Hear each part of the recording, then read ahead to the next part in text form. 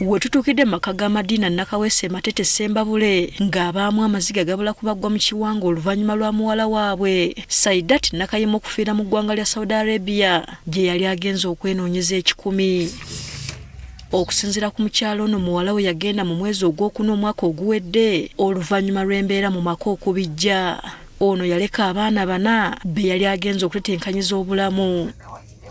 Mama w'omuwala agamba yasembayo okumuwuliza ssabbiiti 3 emabega ng'amutegeeza nga bakama bwe baali bamukubye ng'omusujja gumuluma. Namugokuna ennaku ze sikyajjukira bulungi nga ŋŋamba mama mpulira omusujja gunnuma nnyo sikyasobola nakutuula kubako olusaddamu okufuna simu neevaako. Mbu okuva olwo amasimu gaavaako okutuusa lwe baafunye amawulire nti omwana yafa. Ekisinza okubennyamiza kwe kubasaba ssente obukadde 16 okusobola okuzza omulambo.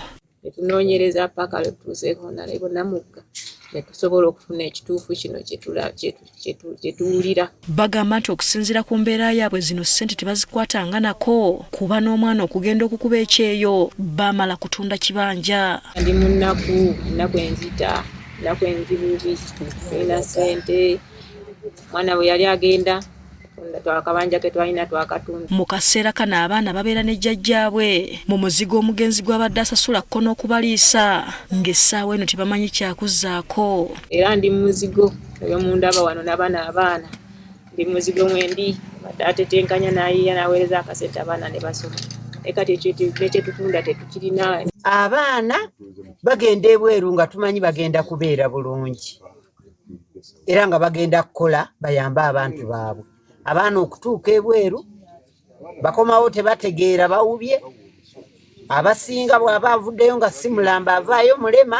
Omubaka w'ekitundu kino Goleti Namugga agamba okulondoola ensonga z'omuwala ono kibadde kizibu kuba kati kampuni nnyingi ezitwala abaana ebweru mu kaseera mpawe kaaga nga ziggaddewo. Tukizudde nti kampani ezisinga bwe zitandika bizinesi n'atambuzayo abaana nga 10 oba 2 nga bizinesi agiggala.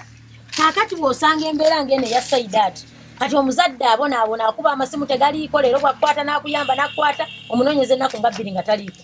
Naye zino kampani mulimu abanene abatambuza abaana abasinga zino kampani zitambuza abakozi ba gavumenti. Agamba nti agezezzaako okunoonyeza ab'eŋŋanda obuyambi okuzza omulambo gwabwe naye kikyali kizibu nga kati ayagala gavumenti yeeba ebiyingiramu. Ngezezzaako okwogera ne Ministry of Foreign Affairs, ngezezzaako okwogera ne Ministry of Gender Labour and Social Development bwekyabwe kiri nti mukwatagane ne embassy kituufu yatuwadde ebipapula nga bwe mubiraba. Zino ebbaluwa zino zonna ziva mu gavumenti.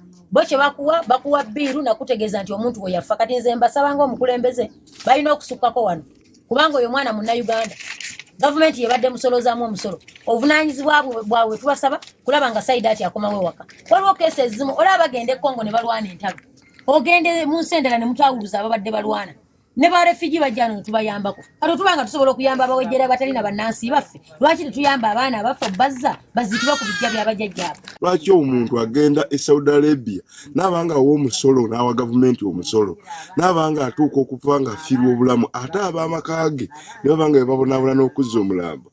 Wano mu Uganda ekireese obuzibu butaba na mirimu. Singa tuyina emirimu abaana baffe tebaligenze Saudi kubafuula bizibu. Tukitegedde nti bazadde ba Nakayima baweereddwa nsalessale wa nnaku 10 okufuna ssente okuzza omulambo nti singa kigaana baakumuziika gye yafiiridde.